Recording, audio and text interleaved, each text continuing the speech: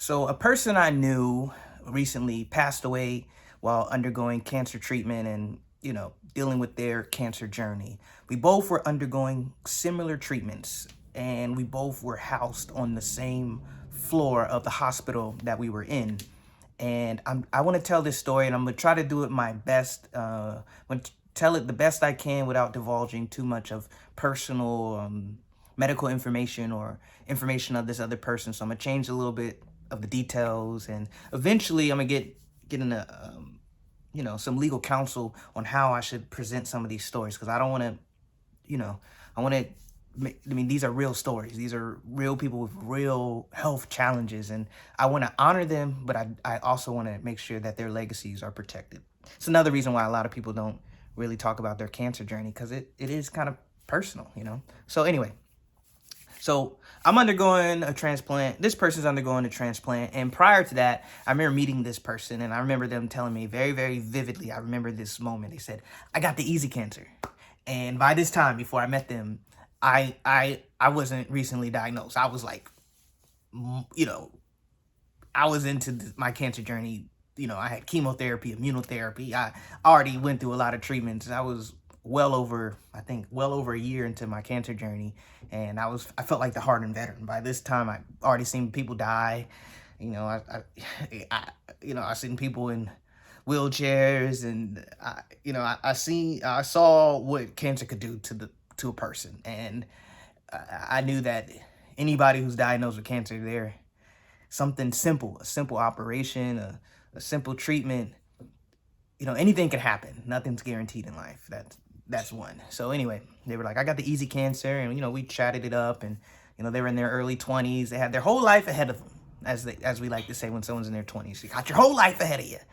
And shortly after, like within a month of me meeting them, they passed away on the same hospital floor that I was on. And I think within a couple weeks, I ended up getting transferred into the room that they passed away in, if I'm not mistaken. And I remember getting this strange feeling like, wow, talk about survivor's guilt. I'm in the room that someone I knew, someone I got to learn about. I got to learn about what they liked. I got to learn about what they like to eat. I got to meet, their parents and all that. Someone who I built this bond with died in the same room I'm getting treatment for. And we both had the same treatments. It was just so strange to me. It was, and I'm alive and they're gone. Survivor's guilt was the survivor's guilt that I felt and still feel, man, it really, really hit me.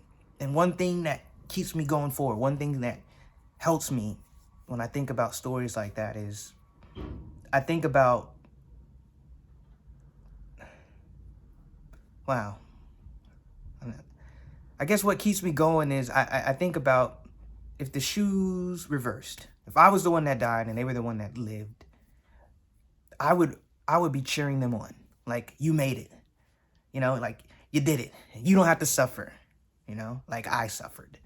I think that would be my perspective. And when I reverse the roles, it helps me get through the pain and the sadness and the uncertainty, and then too, I was thinking, man, would that be me? Will I die too?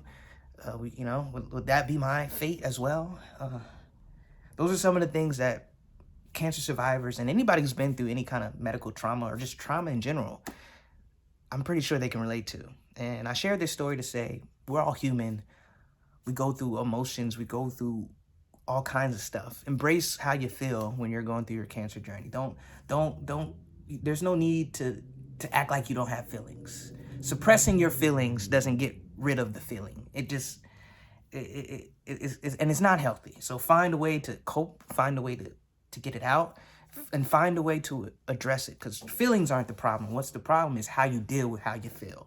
Like some people I met going through their cancer journey, they felt bad and then they just stopped going to treatment. They started drinking and smoking and just started living very, very reckless because they had no hope. And so I'm saying all to say, find something that you can pour your heart into that can help you get through challenging times. That's what I did, so I wrote songs, I watched movies, I went on dates, I did anything I could to uplift my spirit, so.